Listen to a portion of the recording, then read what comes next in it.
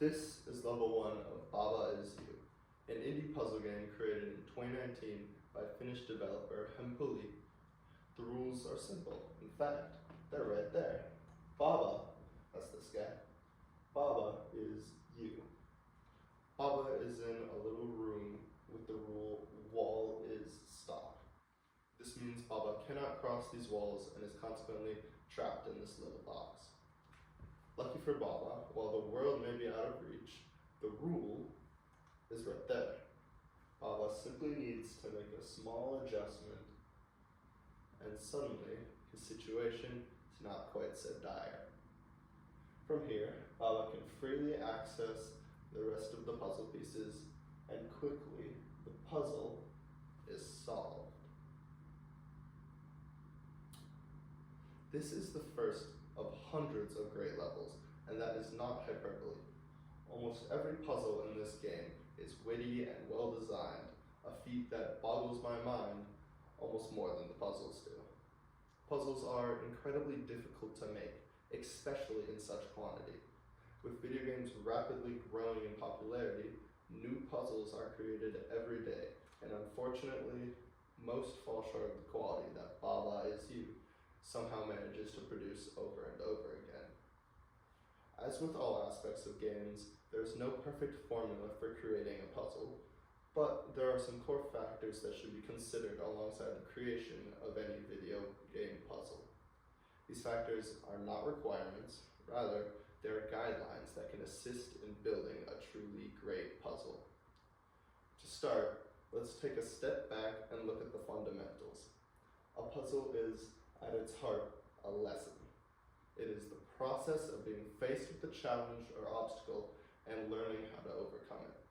Therefore, the most important part of creating a good puzzle is creating an opportunity for growth. The Game Maker's Toolkit video, What Makes a Good Puzzle, describes this as the revelation moment. The player is faced with the seemingly impossible obstacle and must think outside of the box to get around it.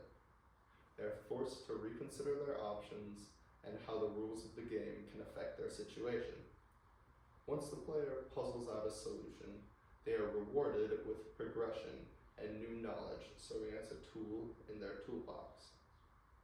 This process is repeated indefinitely and serves as the backbone of any self-respecting puzzle game. I chose to begin this talk with Baba Is You because it is an incredible example of this loop done well. Every level is intended to teach the player a new possible interaction between the tools at their disposal. In fact, according to another Game Maker's Toolkit video, How Baba Is You Makes Brain-Busting Puzzles, this is how each puzzle originated. The designer, Hempuli, would think of an interaction between the puzzle pieces, create a solution that requires the player to use that specific interaction, and insert obstacles to add depth. The player will learn these interactions as they play and add them to their knowledge bank. As the game progresses, the solutions to earlier puzzles will reappear as obstacles in more complicated puzzles. This is a perpetual loop of conflict, growth, and success, with growth providing the gameplay. Naturally, the designer should work to make this growth feel intuitive and help the player learn quickly. According to an article by Scolari titled How Do Teens Learn to Play Video Games? Informal Learning Strategies in Video Game Literacy, there are 6 main ways teens learn to play a video game. Of these methods, imitating and evaluating were found to be the most effective ways to learn. Unfortunately, those involve watching someone else playing the game, meaning they don't apply very well to a puzzle, which would be ruined if you watched the solution. For a puzzle, the methods of learning that game designers should be interested in are problem solving and learning by doing. These represent the acts of planning out a solution and attempting to put that plan into action. Planning out a solution is the easier of the two to facilitate. The player will see the puzzle and immediately start to think about potential solutions. The most important part of facilitating this action is to make the consequences of different actions clear and predictable. If an enemy is added, it should be completely visible and take predictable actions in response to the player. When the player finally puts their plan to action, it is important to provide clear feedback if they fail. This is especially important for a puzzle, as an unclear puzzle may be misinterpreted as impossible or broken. As a child, I played a Spyro game and got stuck on a puzzle. If I remember correctly, I was tasked with finding and freeing 7 little creatures. I found and freed all 7, but the door I was attempting to open remained stubbornly shut. To this day, I am unsure if I simply couldn't figure out the puzzle, or if I accidentally trapped myself in a broken puzzle. The player should never be put in this position. They should never be confused about why exactly they didn't succeed. They should understand the chain of events that led to their failure. Furthermore, the player should be given free rein to experiment. They should be allowed to mess around and try out ideas without fear of facing any kind of punishment. Punishing players for wrong answers is a cheap way to increase difficulty, while not adding anything meaningful. This is a mistake, as difficulty is a very valuable tool. Difficulty is the meat of the puzzle. How big is the obstacle? How tricky is the puzzle?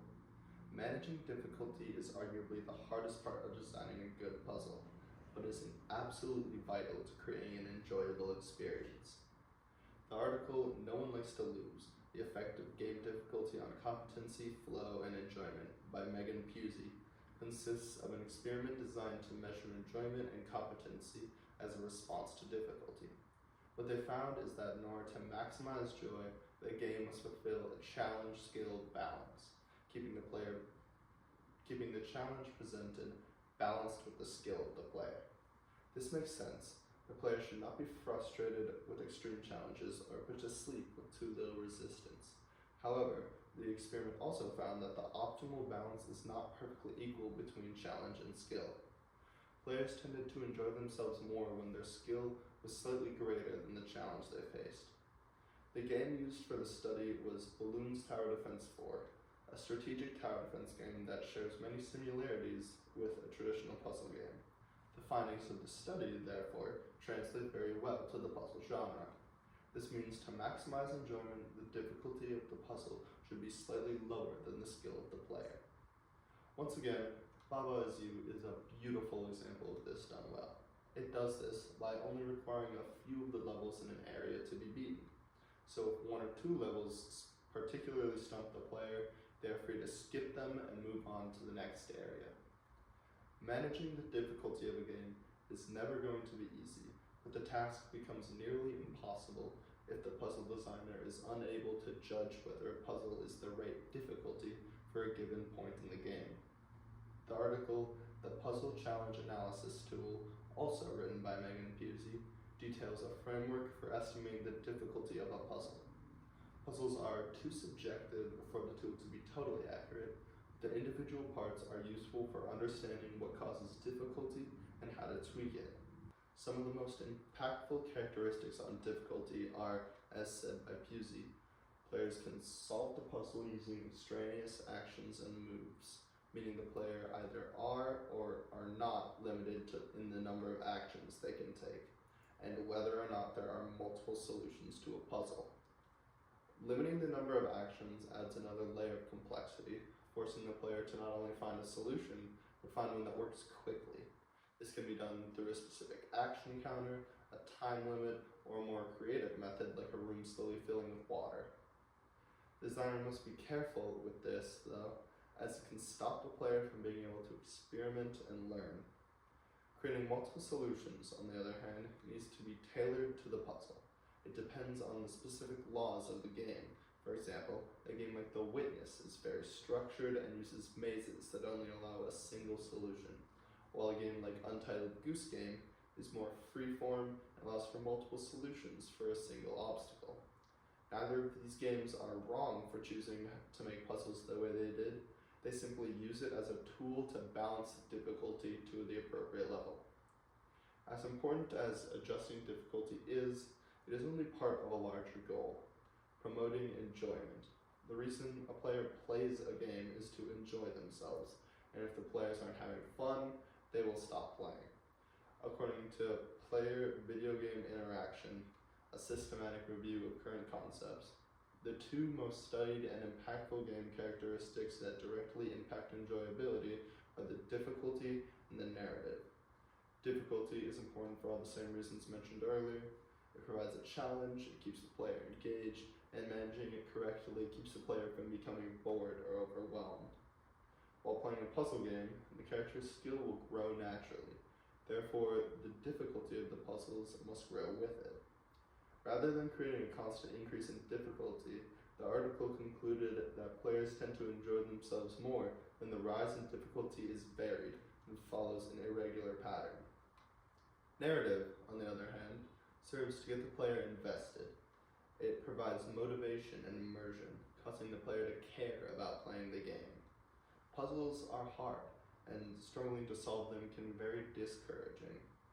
If the player has no motivation, they are likely to give up. It is the designer's job to instill in the player the motivation to push forward, and they can do this by creating a narrative. Give the player a wrong to right, a kingdom to save, or a puppy to avenge. The Legend of Zelda Breath of the Wild is a masterclass in both of these characteristics. The player is faced with a simple goal: defeat Calamity Ganon and save Princess Zelda. But to do this, they must conquer shrines, the game's puzzle rooms, in order to gain power. This gives the player a reason to solve the puzzles they find. With every puzzle they complete, the player grows closer to being able to challenge Ganon and save the kingdom. The game is also open world, so each player can, and will, go wherever they want and tackle the puzzles in a unique order. This means the difficulty will be naturally varied as the player is likely to encounter puzzles of a wide range of difficulties as they complete their journey around the kingdom. This system works because every player is different, and this is another important thing to consider. So much goes into determining how much a player will enjoy a game, but the effectiveness will always vary based on the individual. A series of case studies focused on players' enjoyment of puzzle games, using case studies to explore need satisfaction and frustration in puzzle video games, details 3 players with a wide variety of preferences. They had the players play 2 different puzzle games and interviewed them to gauge their reactions. One of the players was a fan of strategy and FPS games, but did not enjoy playing the puzzle games. Another player was a fan of a larger variety of games and did enjoy playing the puzzle games. The final player enjoyed playing narrative-based games and MMOs. She enjoyed one of the puzzle games, but not the other. These results are not meant to generalize that fans of certain genres will enjoy puzzle games, but rather show that taste is unique to the individual. Even within a single genre, some players will enjoy one game and not another. It is impossible to make a game that appeals to everyone, but if created with care, every game will appeal to someone. All of these factors are important to consider for creating fun and engaging puzzles, but none of them are a magic potion that will guarantee that a puzzle will succeed. Game design is an arduous task, and creating puzzles is even more so. Even if a designer considers everything carefully, the resulting game may still fail to gain popularity, and that's okay. Puzzle design is, in itself, a puzzle. It is a journey to create something meaningful, and every obstacle along the way is a lesson. Every failed game, every demo that never makes it to the shelf, brings new knowledge and experience to the designer's toolbox. So go make some games. I mean you. You should make a puzzle game. You will struggle and face hardship. It is a challenge, but through the challenge you will grow. You will have fun. Making puzzles and designing games is immensely gratifying. The world needs more puzzles, and to achieve that, it needs more designers. Designers who know what it takes to build a puzzle. Designers who are excited to tackle the puzzle of creating a puzzle. Designers like you. I have been Marshall Hawks. Thank you for your time.